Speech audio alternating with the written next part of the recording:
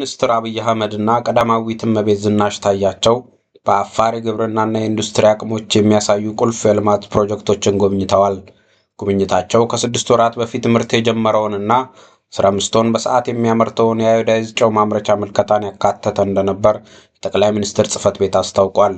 በተጨማሪም በአፋር ክልል የተሳካ የበጋ ስንዴ ምርት እየተካሄደበት ያለውን ልማት ስራና የአፍሮ ላይን መኖ ባንክ ልማት ማዕከልን ተመልክተዋል። በክልሉ ስላለው የግብርና አቅም የነበረውን የተሳሳተ ምልከታ በማሸነፍ በመስኖ የለማ አስደናቂ የስንዴ ምርት መገኘት እንደተቻለም የጽሕፈት ቤቱ መረጃ አመላክቷል። ጠቅላይ ሚኒስትሩና ቀዳማዊት እመቤቷ በቀዳማዊት እመቤት ጽሕፈት ቤት የተገነባውንና ከማሳ ወደ ገበታ ሙሉ የምግብ ምርት ሰንሰለት የሚያጎላውን ዘመናዊ የዳቦ ፋብሪካ መርቀዋል። ፋብሪካው በተገጠመለት ዘመናዊ ማሽኖች በመጠቀም 420 ኩንታል ስንዴ በቀን መፍጨት የሚችል ሲሆን 320 ሺህ ዳቦዎችንም በ24 ሰዓታት ማምረት ይችላል ተብሏል።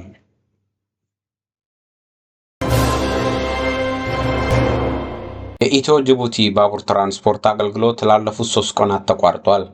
ከሜይ 3 ከጅቡቲ ባጋጠመ የኤሌክትሪክ ኃይል መቋረጥ ችግር የኢትዮ ጅቡቲ ባቡር ትራንስፖርት አገልግሎት ከባለፈው ረቡዕ ሌሊት ጀምሮ መቋረጡን የኢትዮ ጅቡቲ ባቡር አክሲዮን ማህበር አስታወቀ።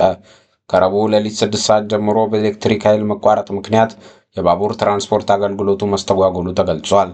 የኤሌክትሪክ ማስተላለፊያ ታወሮች ላይ ባጋጠመ ችግር ከሜይ 3 ከጅቡቲ ያለው የባቡር መስመር ኤሌክትሪክ እያገኘ ባለመሆኑ ነው የባቡር ትራንስፖርት አገልግሎት የተስተጓጎለው ሲል አክሲዮን ማህበሩ መግለጫ አውጥቷል። የትግራይ ጊዜያዊ አስተዳደር ምክትል ፕሬዝዳንት ሌተናል ጀነራል ታደሰ ወረደ በአሁኑ ባለው የትግራይ ቀውስ አሸናፊም ሆነ ተሸናፊም የለም አሉ። እስካሁኗ ሰዓት ድረስ የትግራይ ክልል ጊዜያዊ አስተዳደር ፕሬዝዳንት አቶ ጌታቸው ረዳ ናቸው ያሉ ሲሆን የሚጠበቅ ማስተካከያ ቢኖርም እኔን እስካሁኗ ደቂቃ ድረስ ፕሬዝዳንት አድርጎ የሾመኝ የለም ብለዋል። ሆኖም ያሉንን ችግሮች በአንድነት መንፈስ ለመፍታት የሚያስችል እድል ከተፈጠረ ኃላፊነቱን ያለመቀበል ፍላጎት የለኝም ሲሉ ገልጸዋል። ፕሬዝዳንት ጌታቸው ከመቀሌ ወጥተዋል። ፕሬዝዳንት ጌታቸው ከወጥቶ የሚቀርባት ትግራይ መኖር የለባትም። ትላንት እንደዛ ከነበረ ዛሬና ነገ መኖር መደረግ የለበትም ብለዋል። የትግራይ ጊዜያዊ አስተዳደር ምክትል ፕሬዝዳንት ሌተናል ጀነራል ታደሰ ወረደ በሰጡት ቃለ መጠይቅ እንዲህ ሲሉ ተደምጠዋል። ለውጥ መቀበል የግድ ነው። ተወደደም ተጠላም በቆየው የፖለቲካ አካሄድ መሄድ አይቻልም። ታሪክ ዳቦ አይሆንም። ስለሆነም በትላንት አንኖር፣ ወደ ነገ እንመልከትና ተኩር። ትግራይ ሳትድን የሚድን አካባቢ የለም።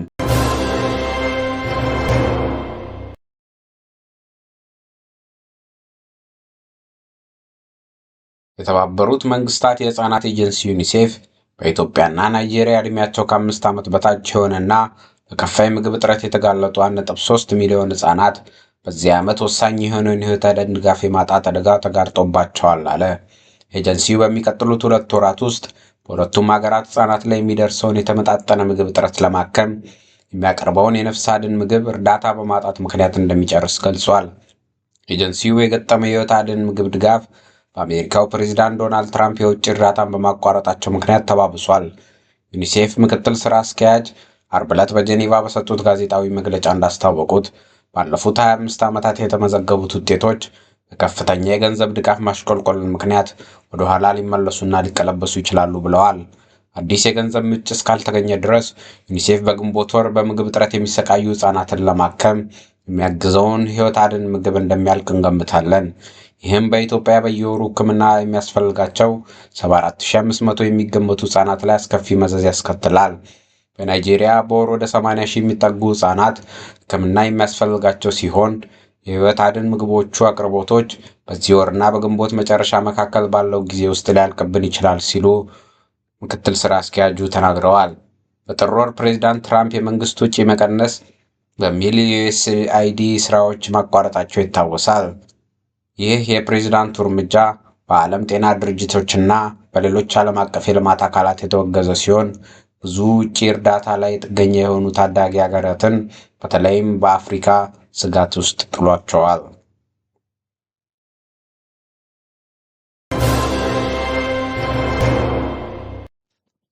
የእስራኤል መከላከያ ሚኒስትር ሐማስ የተቀሩትን ታጋቾች በሙሉ እስካለቀቀ ድረስ ወታደሩ በጋዛ ተጨማሪ ቦታዎችን እንዲወር እንዲሁም የተወሰኑ ክፍሎችን በቋሚነት እንዲይዝ ትዕዛዝ ሰጥተዋል።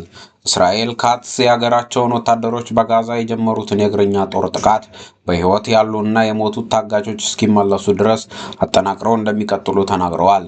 በጋዛ ከሚገኙት 59 ታጋቾች መካከል 24ቱ በሕይወት አሉ ተብሎ የሚታመን ሲሆን ሁለተኛው የተኩስ አቁም ስምምነት ላይ የተደረገው ድርድር ውጤት ባለማሳየቱ ዕጣ ፈንታቸው አጠራጣሪ ሆኗል። ከጥር ወር ጀምሮ ሲተከበር የነበረው የተኩስ አቁም ስምምነት በዚህ ሳምንት እስራኤል በጋዛ ላይ የጀመረችውን የምድር ዘመቻና የቦምብ ጥቃት ተከትሎ በይፋ አብቅቷል። በጋዛ ሰርጥ ያለው ሁኔታውን አስከትሎ የተባበሩት መንግስታት የፍልስጤም ስደተኞች ኤጀንሲ ባልደረባ ሳም ሮዝ በመላው ጋዛ ፍጹም ተስፋ አስቆራጭ ነገሮች ናቸው የሚከሰቱት፣ በጣም አሳዛኝ ነው ሲሉ ተናግረዋል። እስራኤልና አሜሪካ ሐማስን የተኩስ አቁም ስምምነቱን ለማራዘም የቀረበውን ሐሳብ ውድቅ አድርጓል ሲሉ ከሰዋል።